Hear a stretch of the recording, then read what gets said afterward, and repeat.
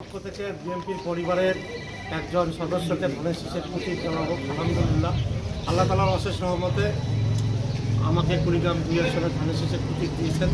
কুড়িগ্রামের মানুষ অত্যন্ত আনন্দিত। তার কারণ দীর্ঘদিন তাদের সাথে আমার সম্পর্ক, কুড়িগ্রাম, রাজারহাট, ফুলবাড়ি, বাসীর প্রতি আমি দীর্ঘদিন তাদের সাথে সম্পর্ক রেখেছি।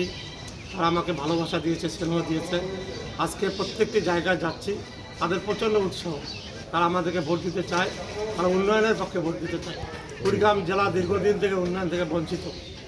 তারা মনে করে আগামী দিন ইনশাল্লাহ আগামী বাংলাদেশে মানুষ যাকে নিয়ে স্বপ্ন দেখছে, আমাদের শহীদ রাষ্ট্রপতি জিয়া রহমানের জ্যেষ্ঠ সন্তান, বেগম খালেদা জিয়ার জ্যেষ্ঠ সন্তান জনাব তারেক রহমান, বাংলাদেশের মানুষ এবং সাথে আমাদের কুড়িগ্রামের মানুষও আশা করছে আলহামদুলিল্লাহ আগামীতে বাংলাদেশের মানুষের সমর্থনে ভোটে বিএনপি ইনশাআল্লাহ রাষ্ট্রীয় ক্ষমতায় যাবে।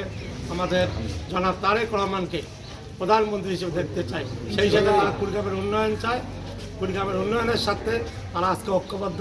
তারা ধানের শীষের পক্ষে রায় দেবে এবং ধানের শীষের বিজয় ইনশাল্লাহ আল্লাহ তাআলার রহমতে কুড়িগ্রাম মানুষের দোয়া সহযোগিতা ইনশাল্লাহ তারা ধানের শীষের পক্ষে রায় দেওয়ার জন্য প্রস্তুত রয়েছে। আমাদের কেন্দ্রীয়ভাবে আমাদের দলের পক্ষ থেকে বিএনপির নির্বাচনী প্রতিশ্রুতি হিসাবে আমাদের প্রত্যেকটি পরিবারে একটি করে মহিলা কার্ডের কথা বলা হয়েছে, ফ্যামিলি কার্ড। যে ফ্যামিলি কার্ড থেকে প্রত্যেকটি পরিবারের একজন করে নারী হওয়ার কারণে তারা ফ্যামিলি কার্ড সরকার থেকে যে অনুদান পাবে, সেই অনুদানে তারা মনে করছে যে নারীর মর্যাদা বৃদ্ধি পাবে এবং নারীরা অনেক উপকৃত হবে। বিশেষ করে আমাদের ইতিপূর্বে সার সংকট করেছিল, কালোবাজারিরা সার মজুত করেছিল। বিএনপির পক্ষ থেকে আগামীতে যেন কেউ সার সংকট করতে না পারে, সারের মজুত করতে না পারে, কৃষককে হয়রানি করতে না পারে, যার কারণে কৃষি কার্ডের ব্যবস্থা করা হয়েছে। ইনশাল্লাহ এই কৃষি কার্ড পেলে এই কৃষক কার্ড দিয়ে তারা মানুষের ন্যায্য মূল্যে সার পাবে, কীটনাশক ঔষধ পাবে, তারা ন্যায্য মূল্যে সরকারের কাছে সার তাদের উৎপাদিত ফসল বিক্রি করতে পারবে। এই বিষয়টি তারা ভালোভাবে প্রয়োগ করেছে। এখানে একটি বিষয় বলি, এই ব্যাপারে আপনি একটু আমাদের ভাই আপনি একটু পরে বলেন।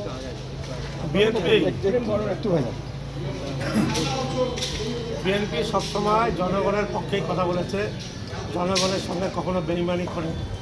আজকে আমাদের বিএনপির কেন্দ্রীয়ভাবে আমাদের